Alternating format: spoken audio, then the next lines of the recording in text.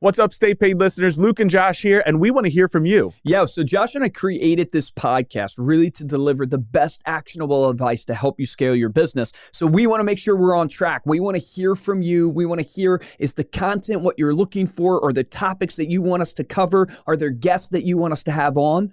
Yep. So you can head on over to staypaidpodcast.com/survey. Again, that's staypaidpodcast.com/survey to let us know your thoughts. See you on the other side of the intro.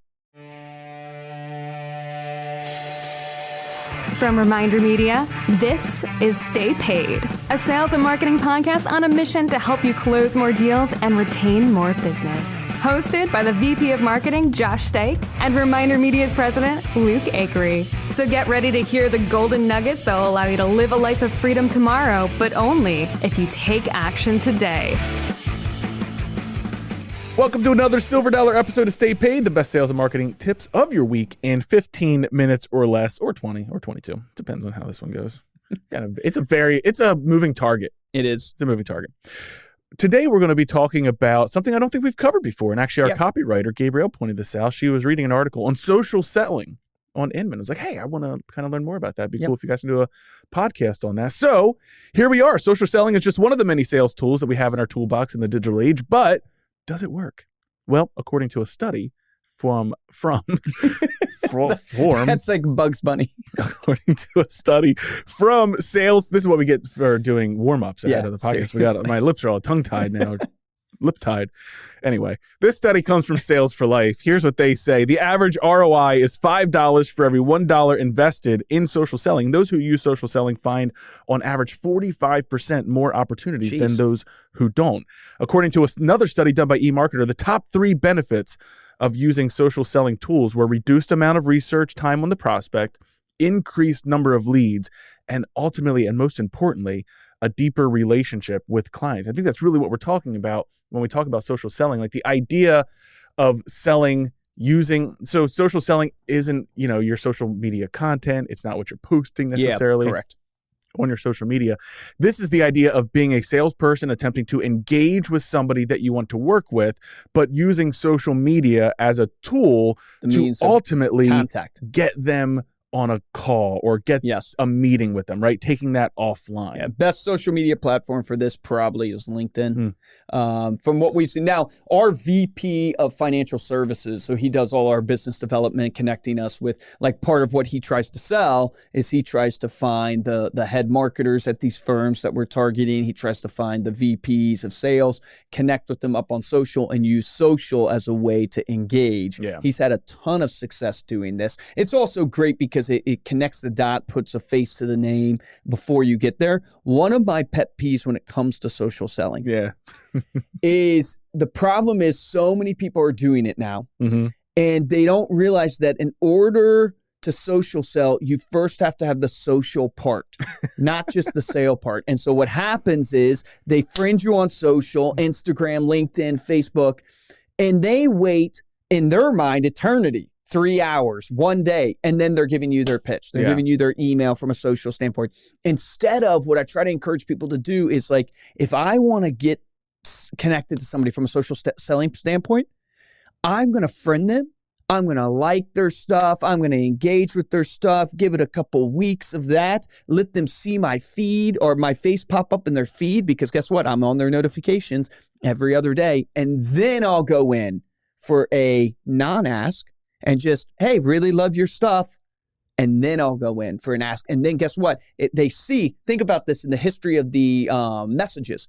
If you go in, you compliment somebody and you wait 3 weeks, then you go in with an ask, guess what they're also seeing above? Yeah. They're seeing your compliment. They're seeing that you've engaged with them before. Jimmy Coleman, we did a whole episode with him on LinkedIn, right? Which is kind of what you're talking about. He walks through LinkedIn, one of the best I think we've heard in terms of tangible tips for using LinkedIn. But he said something very similar. So whenever they would connect with somebody, he goes, what happens right away? For most salespeople, you get a message right away asking them for something or spouting off how many clients they've worked with.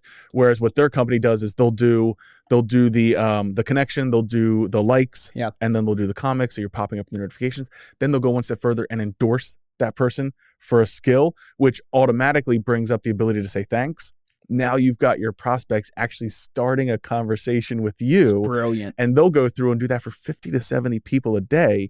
And then they even talked about doing voice messages or video messages, which still is not I'm not seeing a ton of voice messages or video messages in LinkedIn, which is interesting because after he said it, I thought, oh, maybe this is something that all marketers are going to, or all salespeople are going to get a hands on right away. I'm still not seeing a ton of that. No, I think it's because salespeople are ultimately, they want to be as efficient as possible, and sometimes they're lazy, and so they're copying and pasting their messages. The other thing is that people have got to understand about social selling is in today's world, you have no excuse for not trying to find something personal, not trying to connect on a relational level before you go in. So many people are like, Luke, stumbled across your profile here, see that you love marketing, and I'm trying to expand my network.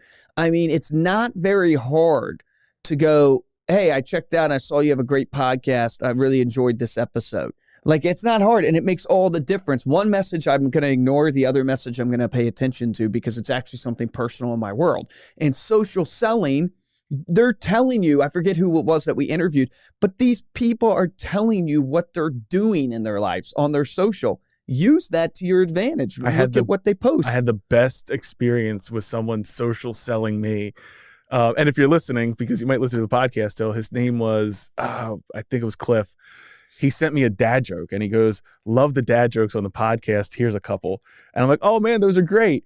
And then he comes in with what he's offering. Now, I didn't happen to need what he was offering, but I was like, man, that was an amazing thing. You read it. I thought he was a fan of the podcast. I immediately connect. I immediately respond back. And ultimately, that's where that conversation could happen for the right prospect. I would also have told him he could have done one better and left that goodwill, come back again, commented on another episode, commented on another 2 or 3. He would have solidified him as being a fan of yours and then gone, Josh, I was thinking, man, I've been listening to a lot of your podcasts, really loving what you and Luke are doing, and I was wondering, can I, boom, and then present his value. Yeah. Then he's way more human. There's actually some legitimacy to what he's doing, but, that takes time. That's why people don't like social selling. Our own sales reps, like, I have to try to convince them to social sell because of the time it takes. And social selling doesn't work for low-end transactions, meaning if you're selling something that's $100 or less, $200 or less, it's hard to dedicate that amount of time because you lose return on investment or margin. But the bigger deals that you're doing, it's a no-brainer. Yeah, I think jumping back to what you're talking about when you said pay attention to what your prospects or the people that you're attempting to sell are doing online. One thing tip that we've given before is you can make a friends list in Facebook. So if you go into Facebook friends list and you start adding people to a custom list, now you've got a custom news feed of just their posts. And it's a great way to keep an eye on what's important to people because they're posting what they want other people to see. So they're basically saying, please pay attention to what I'm doing and let me know that you saw and liked it. And that's a great way to keep track of those. You can do similar lists in Twitter. Also, so you can create custom Twitter lists for people that you're following too. You know who's incredible at the engaging is Andy Dane Carter. You guys should check him out. We had him on the podcast. But one of the things that I really, really was impressed by him early in the time of getting to know him when we first met him, he engages with so many people on social and he comments. Well, he said in an interview that he spends an hour in the morning and an hour in the evening dedicated just to that. And like, this is not a knock by any means. Like, he's gotten to the point where I know his engagement isn't like super personal, like whether it's the thumbs up, the hands up, the fire emoji, stuff like that. But I still appreciate him commenting on my stuff. Like, you got to realize, like, you're still saying his name on this podcast instead of someone who's not doing it. Exactly. And the fact is, like, people appreciate you engaging with them. And so I think we just have to realize that the social selling aspect, so much of it is being the person who's engaging in a conversation. The other tip that I've seen work insanely well with social selling is being the connector, being the person. And LinkedIn literally has a piece for this where you can literally see who you're connected to and get someone to introduce you to somebody. But if you can connect people, I think it was Matt Johnson, one of the things he does on his podcast is he just asks people, like, who can I connect you with? Yeah. Being a great connector is an incredible way to close deals. Keith Wilson, early on, we had him on the podcast, right? Back in the first year of the podcast. He's our insurance agent. Mm-hmm. How he got to me and how he stays with me and top of my mind so much is he connects me to so many people. Yeah. No, it's all. I think that there is another idea there for social selling. You mentioning connections just triggered in my mind. It's also getting referrals from your existing database, right? So if you are posting regular content, and then this goes back to the kind of content and what you're delivering, like you want to lead with service, not selling, right? You want to give more than you receive. You want to post relevant stuff. You want to send them relevant stuff.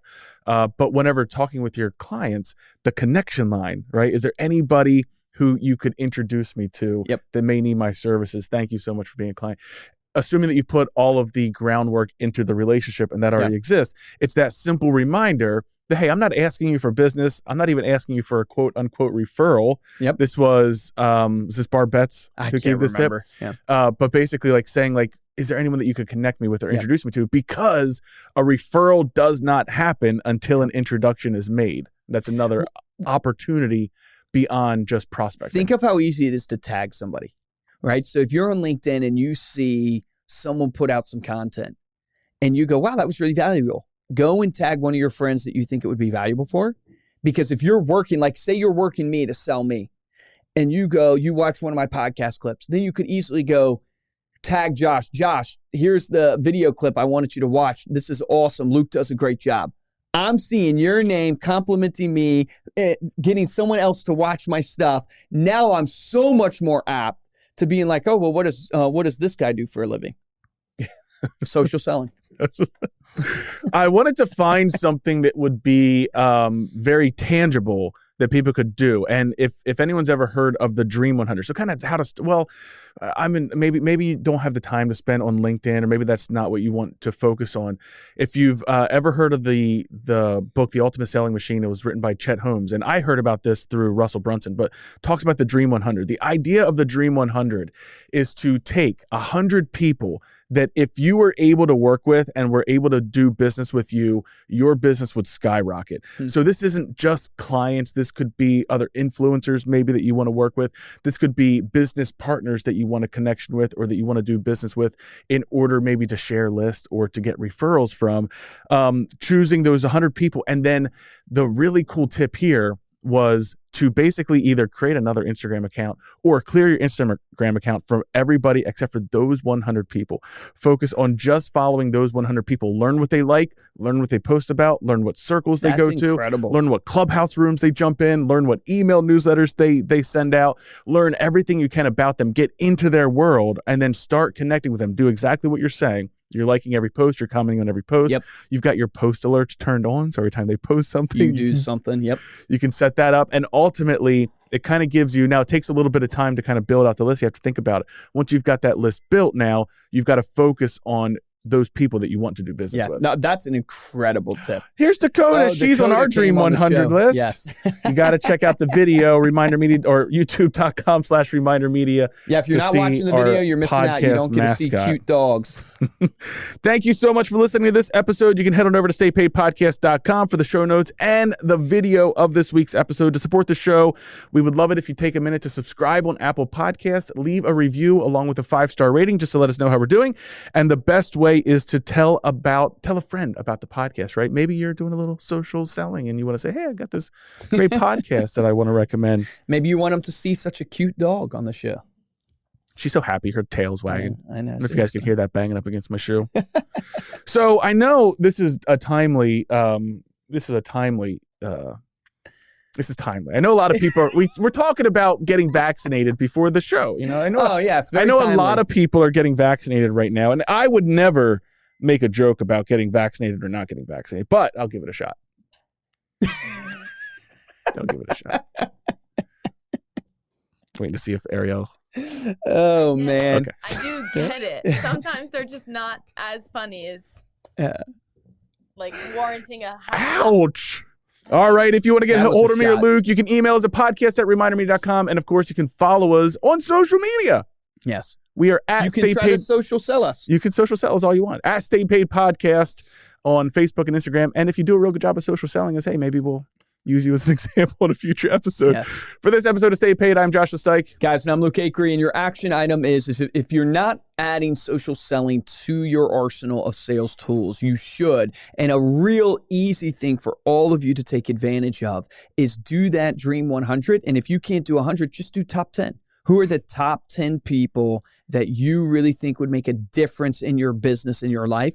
Go and follow them, start engaging with them, like their stuff, start really, really tracking them. That's something easy that you can do that not only will inspire you, but ultimately connect you to the people that can really have the most effect on your business. Remember this, the difference between a top producer and a mediocre producer is top producers take action. Take action on that today.